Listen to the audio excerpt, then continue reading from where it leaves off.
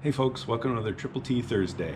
For those of you just joining us, that's Tools, Tips, and Talk, where I just kind of riff with the camera and talk about some topics that hopefully interest you and certainly interest me. So today we'll talk about some new projects I got on the bench that I'm finishing up, and the main topic today is going to be etching and finishing your blades. Especially for those Damascus blades where you want to make that pattern pop, that's what we're going to go over today. So first let's look at some new projects. So I've been working on this guy. This is another stainless Hunter, another thresher model. This is for a customer, Larry. This one's yours. Almost ready to get the scales on. I got to do some more grinding. I love the scales on these. It is a kind of a black birch burl with potack and then brass and G10 in the center. So really looking forward to seeing what this looks like on the knife. Other one I've been working on, which actually some lucky viewer in the next video will get this one. And this is a Damascus, kind of like a petty knife, a small kitchen knife. So watch the build video on Sunday and you'll see who gets this one. So it's going to be some viewer. So let's talk about our topic for today and etching blades. So let's move down to the table because I want to describe some aspects of the knife and we'll get into how to etch your blade and how to get the most out of that. Okay, let's talk about etching. When we discuss etching, we really mean finishing your blade in ferric chloride acid. And that's really done mostly with Damascus, and that will bring out the pattern. What you're really doing is the etching solution, the acid, is actually eating away at the 1084, whatever, the high carbon steel, and usually it's nickel steel, the shinier silver, is less reactive to the acid, and it's not going to etch as much, and that's where you get these light and dark sections, and that's what makes Damascus beautiful. So how do you get that done, and what are the challenges there? So I'll go over my basic process. When I'm doing Damascus, I'm going to hand sand a blade, usually to 1,000. And I'll get a nice 1,000 grit finish on the blade. Then I will go into the acid, and that's a ferric chloride solution mix. I think it's 4:1 ferric chloride to distilled water. I actually use vinegar in mine. You can use just vinegar instead of water. And I soak it in usually between 5 and 7 minutes, and I do that 3 times. Each time I will clean off the blade with, if I sand it to 1,000, I'll use 1,500 sandpaper and I'll sand it down. So between each etching cycle, I will spray it with Windex. That'll kind of neutralize the acid, and then I'll take that 1,500 sandpaper and remove all the oxides. So then I will continue that 3 times, and you want to get it so you can kind of feel the pattern because you want some depth to it. So the next challenge that gets asked all the time in forums is, I have a full tang knife. This would be a full tang. I have a full tang knife. If I etch it before I put the handles on, when I put my handle on and I grind it, I'm going to lose my pattern. What do I do? So there's a couple ways to do this. If you're making a knife that just has synthetic handles like micarta or G10, dunk the whole thing again. Micarta G10 is not going to get affected by the acid, so you can just dunk the whole knife afterwards, and that's what I would recommend you do. If you're using wood or something, maybe a light micarta, like a white or something, and you didn't want to get any of the oxides on it, then what you can do is take a Q-tip to the steel and just try not to get it on the wood. And it's a little easier actually if you have liners too. If you're worried about it getting on the wood, clear nail polish. Just nail polish your handle. Okay, just put globs of nail polish all over it, except on the metal.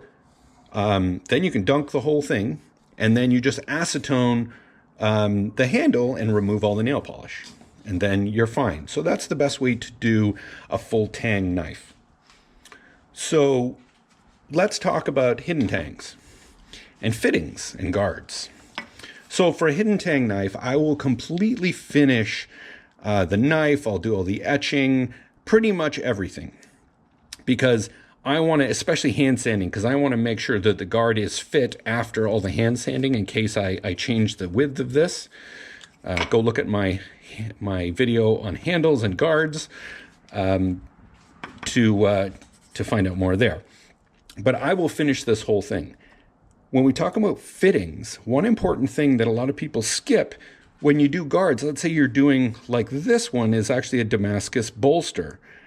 When you're doing the bolster, you really need to harden it. You want it to take the etch the same way as your blade. And if this is soft, annealed, whatever, just not as hard as the blade, it will take etch differently, and it will actually be a lighter color. If you want it to be dark, you need to harden it. So I've actually hardened, quenched the fittings here. And then I get it so the same fitting. This one's got a lot of oil on it right now, tongue oil from the handle, so it looks a little bad, but it's because I haven't cleaned it off yet.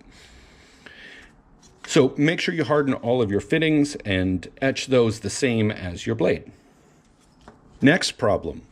If you're doing a hidden tang knife with an integrated bolster, you're probably going to have to grind on that integrated bolster after the handle is done. It's inevitable. Same thing as what you would do for the full tang knife. Use clear nail polish on the wood. You don't have to do all of it, maybe halfway up. And then just dunk the knife with the bolster, now already sanded after you've ground it and sanded it. Now you can redunk it in the ferric chloride. Let's cover maker's marks. So some people like their maker's mark to be really black. My maker's mark is actually kind of large. So I tend to not make it black on the inside just because when I'm sanding, it tends to sand the center out. So I actually like to put my maker's mark in before I etch the Damascus, so that I like to see the Damascus behind the maker's mark and see the pattern behind it. And it's kind of like it's almost like it's translucent. So that's an option. If you're going to just do your maker's mark afterwards, realize that you're probably going to need to sand this part. So do your maker's mark. I would do it before you etch it. Some other tips. Don't buff your blade after you've etched it. After you've done your final etch, you're just going to remove all of the dark aspects to it on the buffer. So unless you're just using a really, really mellow buffing wheel with no compound just to shine it up a bit, and even then, you're going to remove some of the blacks. So best to use some mineral oil. Make sure you use Windex or baking soda, whatever you're going to use to neutralize the acid. Make sure you do that so that it stops the reaction. So let's talk about coffee etching. So I really have mixed feelings on coffee etching. The only time I really suggest it is on knives that are more show knives. If it's going to be a kitchen knife or a knife that's really going to get used, I actually recommend people don't do a coffee etch. Coffee etch will come off with use. So if you're going to have a kitchen knife, I don't want it to look different. I don't want to present it to somebody and then with brilliant blacks, and then in a couple of weeks after they use it, it's got all these streaky lines in it or whatever. I just don't like that. I'd rather have it patina naturally and not have the coffee on it. That's me. Some people love it. So I stick to the coffee etch only for kind of more show pieces than actual using knives. Like for hunting knives, I never do coffee etch. For kitchen knives, I don't do a coffee etch.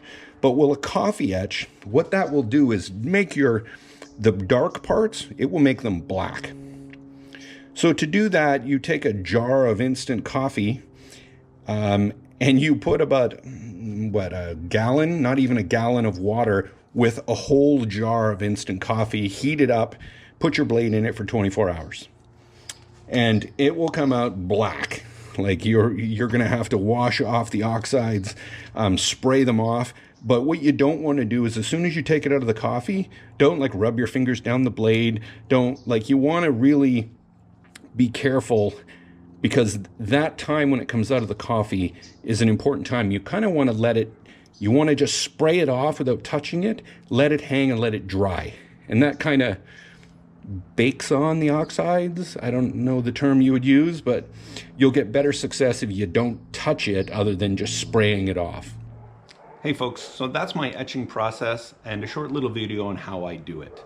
In next week's video, we're going to talk about etching your maker's mark and also etching and doing a stone wash and how to do that on your blades. And I think that's a really cool finish. I think it's becoming more and more popular these days. So we're going to go over those two things in next week's video. So come and join me and check out this Sunday's build video where we're going to have a lucky viewer get that knife that I just showed you earlier. Thanks folks, have a great day. Remember to like and subscribe, and we'll see you on the next one.